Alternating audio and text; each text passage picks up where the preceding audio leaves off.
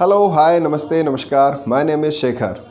Friends, कई बार हमें इस तरह की बातें कहनी होती है कि तुम्हारे कहने पर मैंने उससे झूठ बोल दिया है, पापा के कहने पर मैं एमबीए कर रहा हूँ, या दोस्तों के कहने पर मैंने पहलवान से पंगा ले लिया है।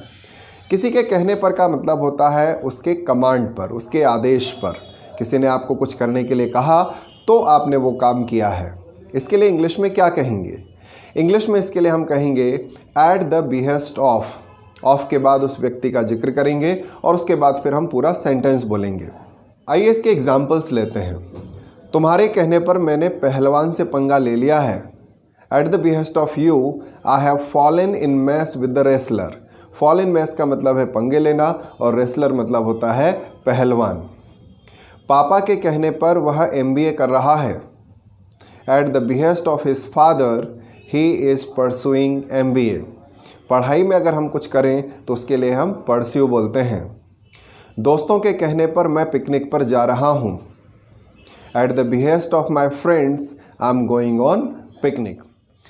कई बार हमें इसके क्वेश्चंस पूछने होते हैं कि किसके कहने पर तुमने मेरे सामान को हाथ लगाया है, किसके कहने पर तुमने यह फैसला लिया है। तो किसके कहने पर के लिए आप क्या कहेंगे? इसके लिए हम बोलेंगे at whose behest. At whose behest के बाद फिर हम पूरा सेंटेंस लिख देंगे। तो आइए इसके एग्जाम्पल्स बनाते हैं। किसके कहने पर आपने मेरे सामान को हाथ लगाया है? On whose behest you have touched my things. किसके कहने पर आपने यह फैसला लिया है? On whose behest you have taken that decision. किसके कहने पर तुम इतना शोर मचा रहे हो? On whose behest you are making so much noise. दोस्तों, ये जो at the behest of someone है, इसकी जगह पर हम एट समवन्स बिहेस्ट शब्द का भी इस्तेमाल कर सकते हैं।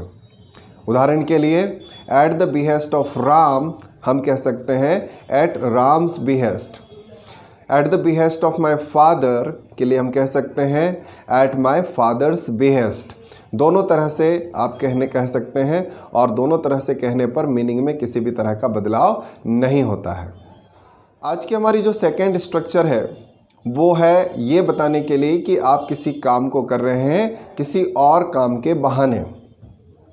जैसे आप कहेंगे कॉलेज जाने के बहाने मैं घर से निकला, या हम कहेंगे आपसे मिलने के बहाने मैं अपने पुराने दोस्तों से मिलने चला गया।